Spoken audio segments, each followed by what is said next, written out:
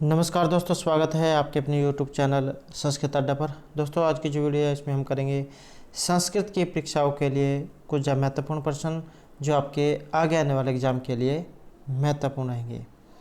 और यहाँ पर जो क्वेश्चन हम करेंगे ये पहले भी एग्ज़ाम में पूछे गए हैं और आगे भी इनके आने की पूरी संभावना रहेगी, क्योंकि एक बार जो एग्ज़ाम में क्वेश्चन आ जाते हैं उनकी दोबारा भी आने की संभावना रहती है। और अगर आपने हमारी पहले वाली वीडियो नहीं देखी है तो इसे आप आई बटन पर क्लिक करके देख सकते हैं, या फिर हमारे चैनल की जो प्लेलिस्ट है वहाँ पर जाकर आप तक की जितने भी वीडियो हैं सभी को आप देख सकते हैं।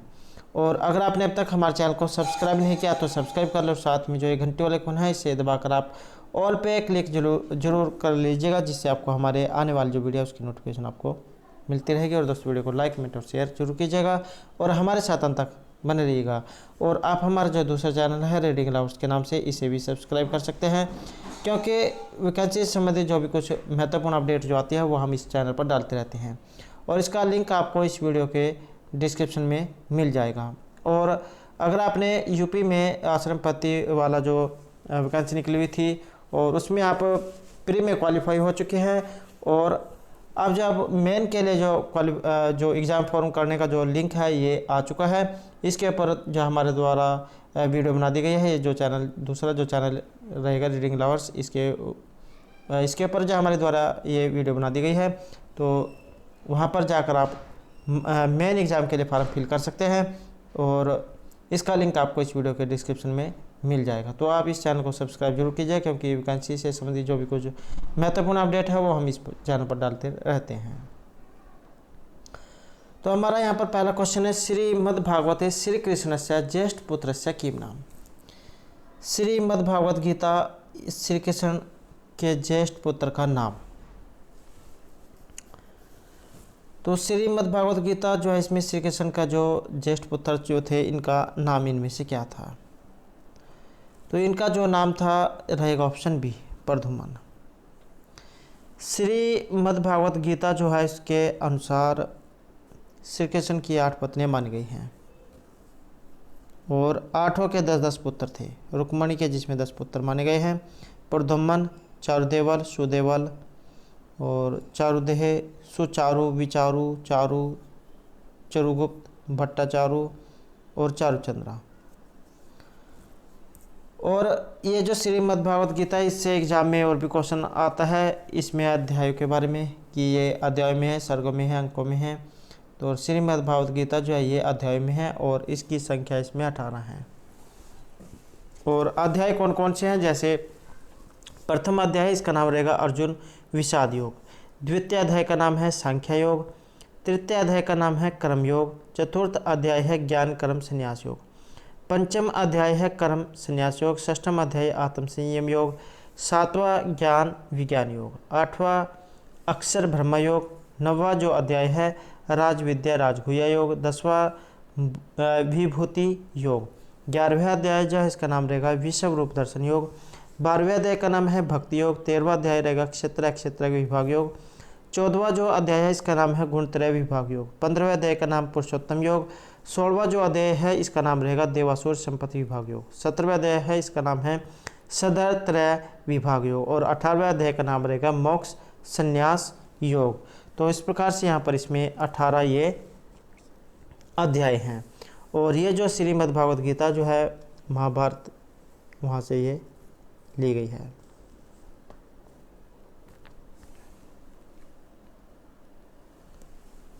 नेक्स्ट यहाँ पर क्वेश्चन है, श्रीमद्भागवत पुराण विभक्तो वर्तते। तो ये किस में विभक्त है। तो श्रीमद्भागवत पुराण आपने ये याद रखना है, यहाँ पर श्रीमद्भागवत पुराण पूछा गया है।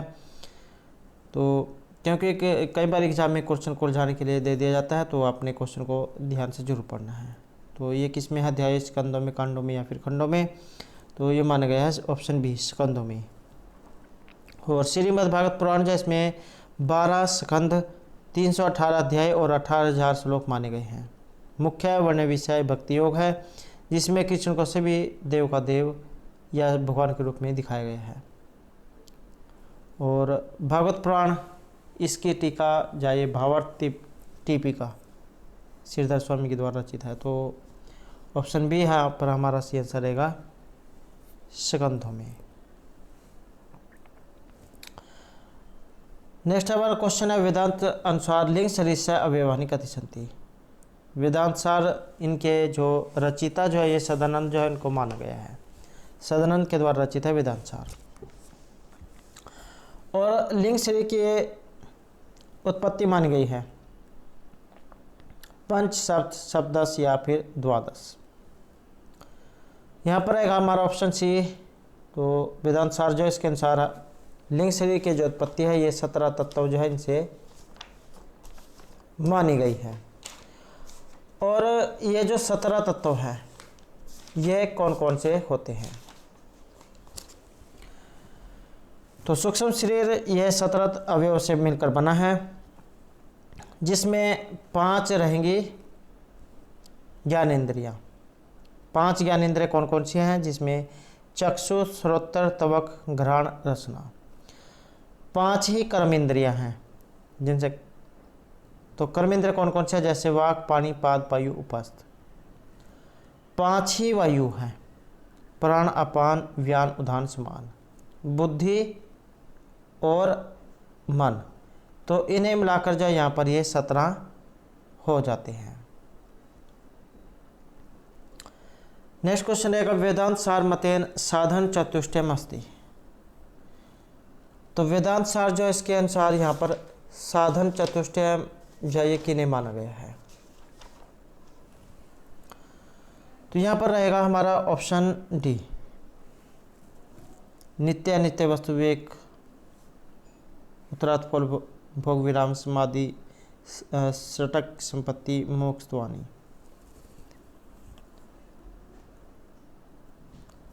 और इसमें क्या कहा गया है, जैसे यह नित्य अनित्य वस्तु विवेक, इस लोक में प्राप्त होने वाला, इस लोक में प्राप्त होने वाले माला, चंदन, कामिनी आदि विषय भोग जिस प्रकार कर्मजन्य होने से अनित्य हैं, नाशवान हैं, उसी प्रकार परलोक में प्राप्त होने वाले अमृत आदि विषय भोग भी अनित्य है। इसलिए उन भोगों से अत्यंत वीरति का होना इहाम उत्तरार्थ फल भोग। तो ये जो है यहाँ पर इहाम उत्तरार्थ फल भोग विराग ये माना गया है।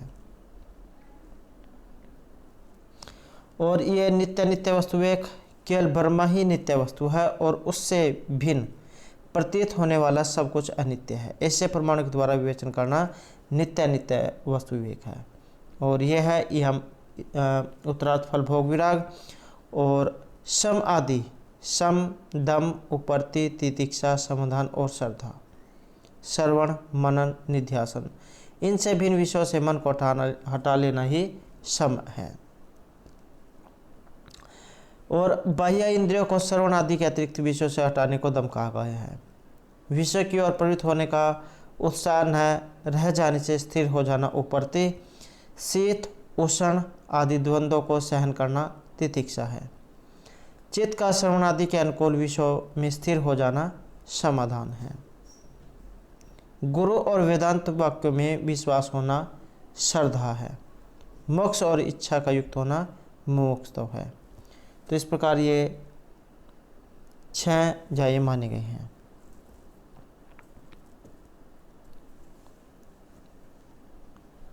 नेक्स्ट है शीत, उष्ण आदि द्वंद्व सहिष्णुता, ये क्या माने गए हैं। तो इन्हें माना गया है ऑप्शन डी तितिक्षा। शीत, उष्ण,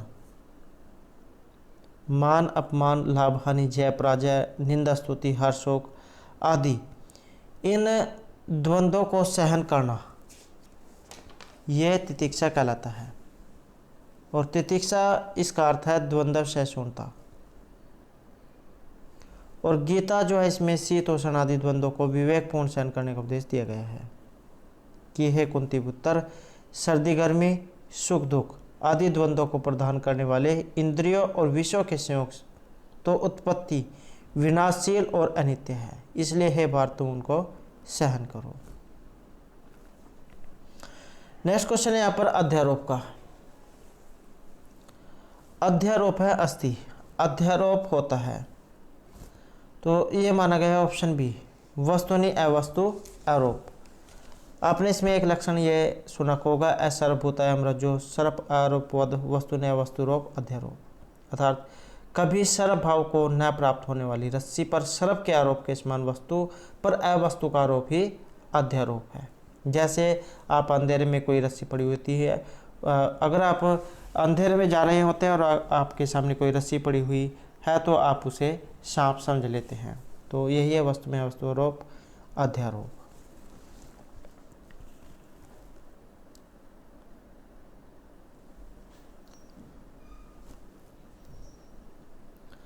नेक्स्ट क्वेश्चन रहेगा विज्ञान में कोश है। तो यहाँ पर जो विज्ञान में कोश है ये पूछा गया है, विज्ञान में कोश। तो यहाँ पर रहेगा ऑप्शन ए, ज्ञानेंद्रिय प्लस बुद्धि। और यह जो बुद्धि जो है ये ज्ञानेंद्रिय सहित विज्ञान में कोश कहलाती है। और यह विज्ञान में कोश अवचित आत्मा ही व्यवहारिक अर्थात व्यवहार करने वाला जीव कहा गया है कि मैं करता हूँ, भोगता हूँ, सुखी हूँ, दुखी हूँ। तो इस प्रकार का अभिमान रखने के कारण ही इलोक और परलोक में गमन करता है। तो विज्ञान में कोश यहाँ पर ज्ञानेंद्रिय और बुद्धि इनको माना गया है। नेक्स्ट क्वेश्चन है रघुवंश महाकाव्य कस्य संशय राज्ञा वर्णनम विद्यते। रघुवंश जो यहाँ पर आया है इसमें जो आपने सुना होगा कि कहीं कहीं पर 31 और कहीं कहीं पर 29 जो राजा हुए हैं, इनका वर्णन आपको इसमें देखने को मिलेगा। और ये जो रघुवंश जो है महर्षि कालिदास जो है उनके द्वारा इसे रचित माना गया है। और बात करें यहाँ पर रघुवंश की तो महाकाव्य जो है महाकाव्य की श्रेणी में ये आता है। और सर्ग जो है इसमें 19 है, सर्ग इसमें 19 है और 1569 इसमें श्लोक हैं। प्रमुख राशि इसका श्रृंगार है, उपजीव्य रहेगा रामायण। और बात करें यहाँ पर इसमें किन वंश के राजाओं का वर्णन हुआ है, तो यहाँ पर रहेगा हमारा ऑप्शन ए, इक्ष्वाकु जो वंश के राजा हुए हैं। 31 या फिर जो आप कह सकते हैं 29 जो राजा हुए हैं ये इक्ष्वाकु वंश से संबंध रखते थे। और एक एग्जाम में यह भी क्वेश्चन जो पूछा गया था कि ये जो किस वंश से संबंध रखते थे। तो इक्ष्वाकु वंश जो है इससे इनका संबंध है। और 31 जो यहाँ पर या 29 जो राजा हैं ये कौन कौन से थे, जैसे दिलीप, रघु, अज, दशरथ, राम, कुश, अतिथि, निषद, नल, नभ, पुंडरीक, क्षेमधनवा, देवानिक, अहिनगु, पारियातर, शील, उन्नाभ, वज्रनाभ, शंखण, व्युतेशा, असव, विषवसह, हिरण्यनाभ, कौशल्य, ब्रह्मिष्ठ, पुत्र, पुष्य, द्रुवसंधि, सुदर्शन और अग्निवाण। तो इस प्रकार यहाँ पर ये राजा हुए हैं। और इक्ष्वाकु वंश जो है से इनका संबंध था। और जो वैश्व मत जो उनके अनुसार मनु के 10 पुत्र माने गए हैं। इल, इक्ष्वाकु, कुशनाभ, अरिष्ट, धृष्ट, नृष्यंत, करुष, महाबली, क्षर्याति, प्रीषद। तो इक्ष्वाकु वंश जो है यहाँ पर हमारा ये सही आंसर रहेगा।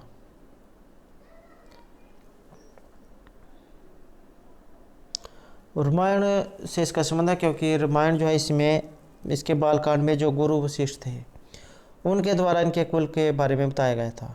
जैसे ब्रह्मा जी जो है इनसे मारीच का जन्म हुआ, मारीच के पुत्र काश्यप हुए, काश्यप के विश्वान, विश्वान के वैश्वत मनु, मनु के आगे 10 पुत्र हुए हैं, जिनमें से एक जो है इक्ष्वाकु वंश भी था, जिसमें ये आपको 29 जो राजा जो है ये देखने को मिलेंगे।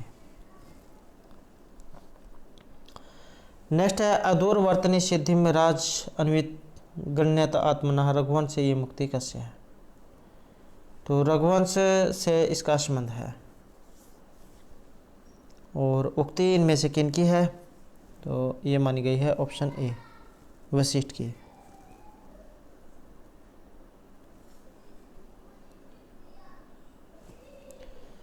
नेक्स्ट क्वेश्चन है यहाँ पर सहस्त्र गुण त्वम श्रेष्ठम आदत्य ही रसम रवि ही उक्ति एवं कुत्र प्राप्त है। तो यहाँ पर भी जो उक्ति आई है और ये कहाँ से ली गई है, इसका जो संबंध है ये रहेगा ऑप्शन बी से, अर्थात ये भी जो रघुवंश काव्य है, महाकाव्य, वहाँ से ली गई है। नेक्स्ट क्वेश्चन है हमारा उरी कृत्य तस्मिन् समस्त पदे की मूल सूत्रम। उरी कृत्य जो आया है इसमें मूल जो सूत्र है ये कौन सा लगा है? इसमें रहेगा ऑप्शन सी ए, कुगति प्रादे है।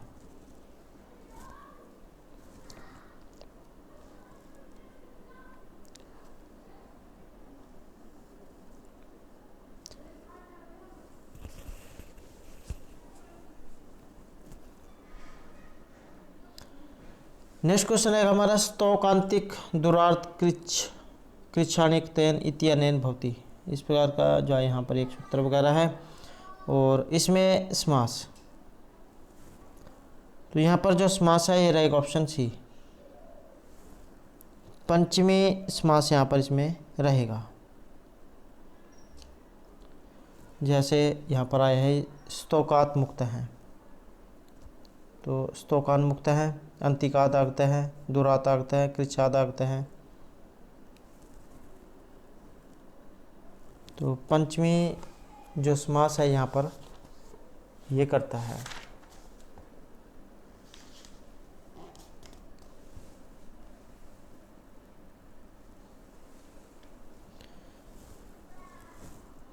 नेक्स्ट क्वेश्चन है हमारा पूर्व पदे लक्षणा भवति।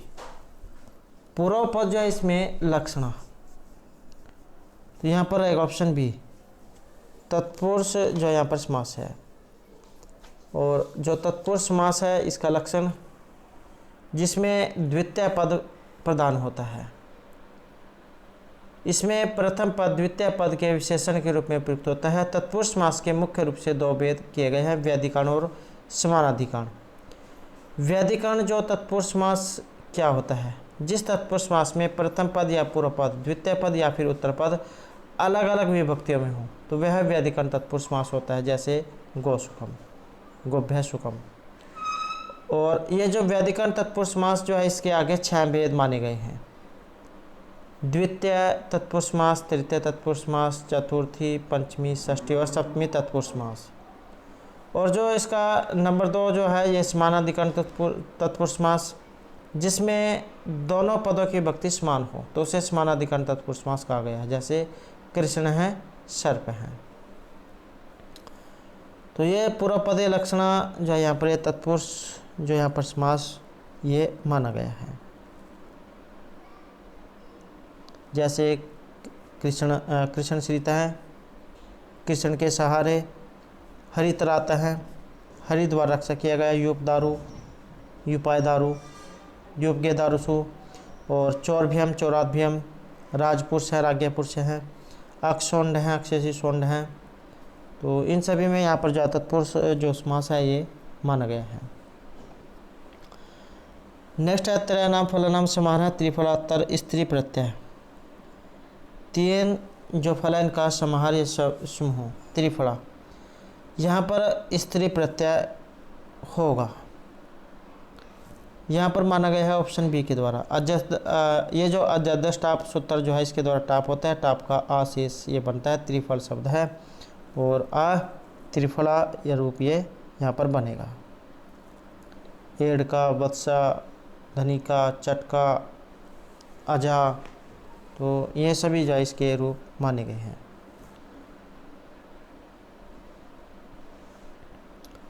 नेक्स्ट है उद्गलित दर्भ कवला मृग है प्रत्यक्त निरतनम यूरः असप्रित पांडुपत्र मुंचन्ते असुनिवलतः श्लोकयम अभिज्ञान शकुंतलस्य कस्मिन् अंके अस्ति। कि हिरण जो थे उन्होंने जो घास जो चुग रहे थे वो बाहर निकाल दिए हैं, मयूरों ने नाचना छोड़ दिया है और लताएं जब पीले पत्तों को छोड़ती हुई ऐसी लग रही है जैसे मानो वो अपने आंसू बहा रही हो। तो इस प्रकार का जो यहाँ पर ये श्लोक आया है। अभिज्ञान शकुंतलम से लिया गया है, पहली बात तो यहाँ पर आपने ये याद रखनी है। और उसके बाद जो चौथा जो अंक है जिसमें शकुंतला की जो है उनकी विदाई दिखाई गई है, तो वहाँ से इसका संबंध है। तो यहाँ पर जो सी आंसर है ये ऑप्शन बी रहेगा। चतुर्थ जो अंक है वहाँ से ली गई है क्योंकि इसमें शकुंतला की विदाई दिखाई गई है। और 4 जो यहाँ पर इसमें श्लोक है, तो ये 4 श्लोक इसमें महत्वपूर्ण माने गए हैं। 4 श्लोक ये कौन कौन से हैं? जैसे यास्यत्याद्य शकुंतला, असमान साधु विचिन्त्य, शुश्रूषो ग्रहण करो और अर्थो ही कन्या प्रक्रिया। तो इस प्रकार से यहाँ पर 4 इसमें श्लोक माने गए हैं। महर्षि कालिदास जो इनके द्वारा रचित है। और अंकों की संख्या इसमें 7, श्रृंगार इसमें रस है और नायक और नायिका इसमें दुष्यंत और शकुंतला है। एक क्वेश्चन आता है आधार ग्रंथ का, तो महाभारत का जो आदि पर्व है वहाँ से लिया गया है। और मुद्रिका का चिन्ह है उसके आधार पर अभिज्ञान शकुंतला नाम ये रखा गया है।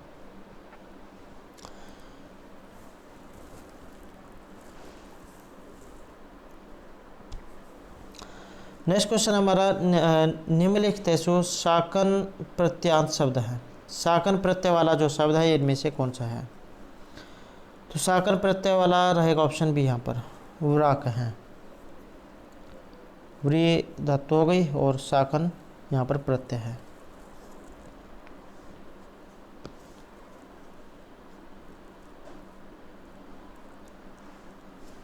जैसे व्री शाकन और व्री प्लस आक है व्राक है।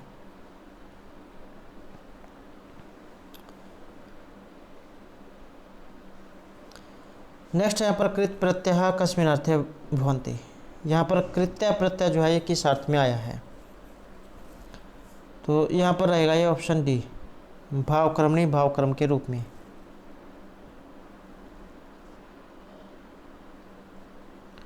और कृत प्रत्यय के प्रकार जैसे तव्यत तव्यत तव्यत, एक तो है तव्य और दूसरे में जाए ये तव्यत हो जाएगा। तव्य तव्यत यत केलिमर अनियत कयप अनियर, ये है कृत्य प्रत्यय। और तो ये आपने याद रखने हैं। नेक्स्ट है वंशवध है इत्यत्र का प्रत्यय। इसमें रहेगा ऑप्शन बी प्रिय वंश से वधा खच एक सूत्र है जिससे यहाँ पर ये खच प्रत्यय होता है। प्रिय या फिर वश रूपकर्म के पद होने पर वध धातु से खच प्रत्यय होता है। खच में ये जो खा जो आया है और चा ये संज्ञक है और इनका लोप हो जाता है, सिर्फ जो है ये शेष बचता है। तो वंशवध है प्रियवध है ये इसके रूप है।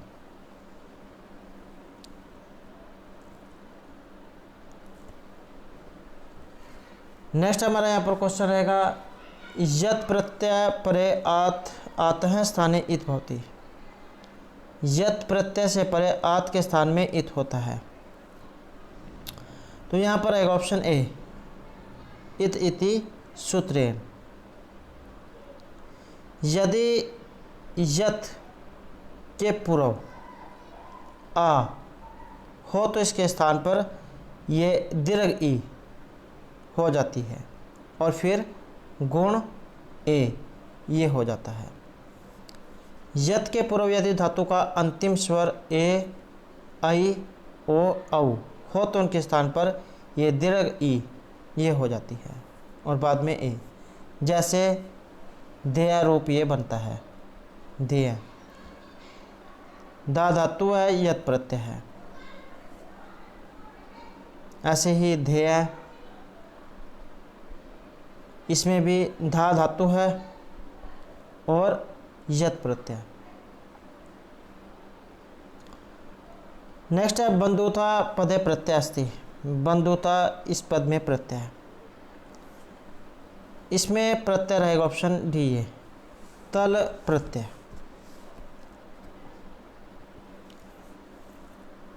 तस्य भाव तब तलो, ये इस सूत्र से भाववाचक संज्ञा बनाने के लिए किसी शब्द में तव और तल प्रत्यय लगाया जाता है? इसका ये ता जो है ये शेष बचता है, जैसे गुरुता, महता, लघुता, तो यह सभी में तल प्रत्यय हुआ है। नेक्स्ट है यहाँ पर कारका, और एग्जाम की दृष्टि से वेरी वेरी इंपॉर्टेंट है, लगभग जो है सभी एग्जामों में पूछा जाता है। तो कारका है पदे प्रत्यय, इसमें प्रत्यय तो क्री तो जो है इसमें धातु है, और अणबोल प्रत्यय, अणबोल का वो और वो को जो है अक हो जाता है।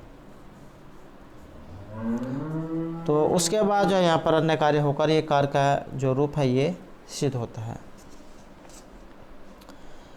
नेक्स्ट है शकुंतला यम मृग शावकम पुत्रवत पालिती तस्य नाम। शकुंतला जो है जिसे मृग का जो बच्चा था उसे अपने पुत्र के समान पालती है, तो उसका नाम इनमें से क्या था? तो यहाँ पर जो इनका नाम है ये रहेगा ऑप्शन सी, दीर्घापांग है जो है यहाँ पर उसका नाम था। नेक्स्ट है भू धातु लोट लकारस्य उत्तम पुरुष द्विवचने किम रूपम। भू धातु है यहाँ पर होने अर्थ में और लोट लकार, उत्तम पुरुष और द्विवचन, तो इसमें बनेगा इसका रूप ये भुवाव। भवतु भवताम भवंतु, भव भवतम भवत, भुवानी भवाव और भुवाव, तो ये जो यहाँ पर आया है भुवाव, ये इसमें उत्तम का जो द्विवचन है उसमें बनता है। नेक्स्ट क्वेश्चन है भवती इत्यत्र अव आदेश के सूत्रेण क्रियते। भवती जो आया यहाँ पर अव आदेश किस सूत्र के द्वारा होता है? यहाँ पर है भू धातु, तो इसमें रहेगा हमारा ऑप्शन ए, सर्व आधारितों के जो गुण है इससे गुण होता है। भू को ओ गुण हो जाता है, ओ को एच आया हुआ जो सूत्र है उससे अव, और उसके बाद अन्य का कार्य जो होकर भवती रूप ये बनता है।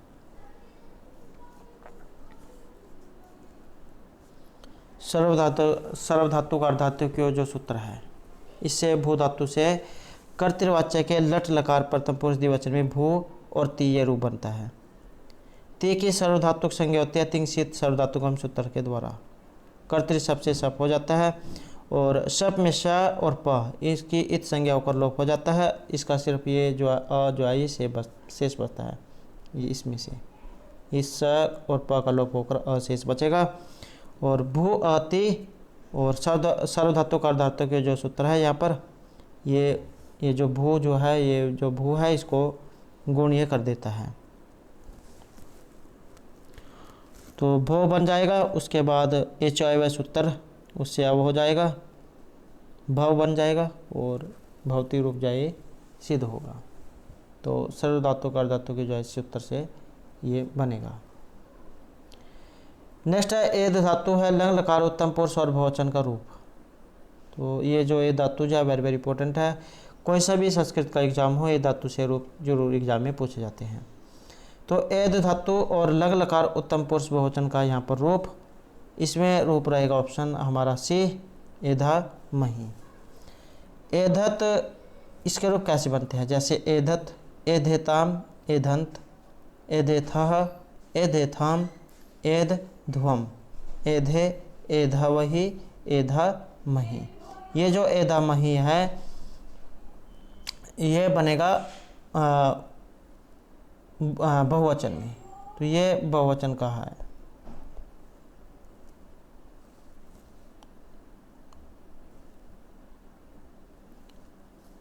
और यहाँ पर ये दोनों जो एक साथ देखने में लग रहे हैं, तो इसमें अंतर इसके ऊपर एक ही मात्रा है या नहीं है, तो एग्ज़ाम में ये आपने जरूर देखना है, क्योंकि कई बार जो है कैंडिडेट जल्दी में देख लेता है कि ये है और ठीक कर देता है, तो थोड़ा सा भी एक बिंदु भी जा क्वेश्चन को गलत कर सकता है। तो आपने जो आंसर जो होता है उसे ध्यान से फिल करना है।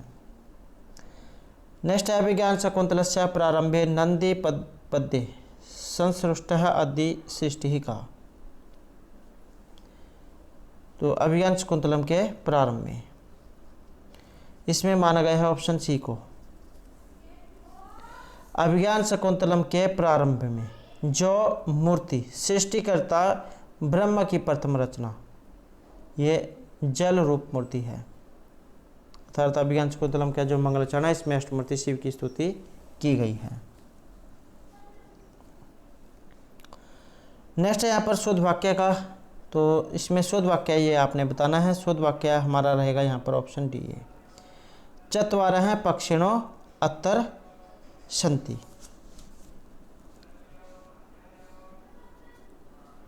पक्षी यहाँ पर पुल्लिंग शब्द है और ये चत्वारः जो है ये पुल्लिंग में आता है, चत्सरा ये स्त्रीलिंग में आता है।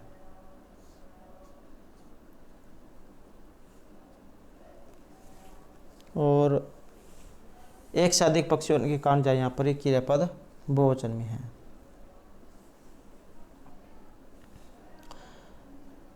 नेक्स्ट है हरि शब्दस्य सप्तमी एकवचन रूपम। हरि शब्द रूप, हरि का शब्द रूप है यहाँ पर, और इसका जो सप्तमी एकवचन का जो रूप है यहाँ पर ये किस तरह इसमें बनेगा। तो सप्तमी और एकवचन में हरि यह है हर्ष ई का अंत,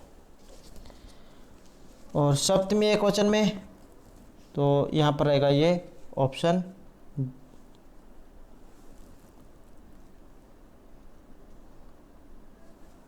सप्तमी एकवचन जो है इसमें बनेगा ऑप्शन डी है हरऊ।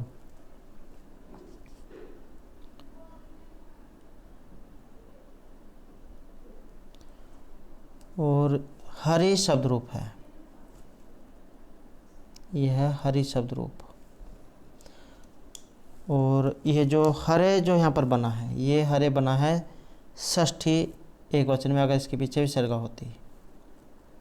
और ये जो हरिया है हरि शब्द बना है प्रथम के द्विवचन में, प्रथम और द्वितीय जो है इसमें दोनों में यही रूप बनता है। और ये जो हरो आया है ये षष्ठी और सप्तमी का जो द्विवचन है इसमें रूप ये बनता है।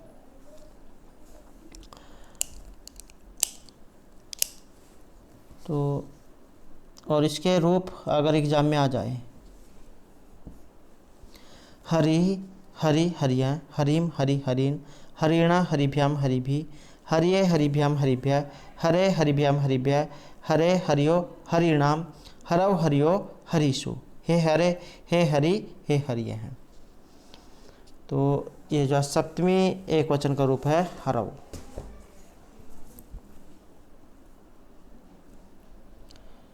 नेक्स्ट है सखी शब्द, चतुर्थी और एक वचन का रूप। इसमें रहेगा ऑप्शन सी है, सख्य जो रूप है ये बनता है चतुर्थी एक वचन में। और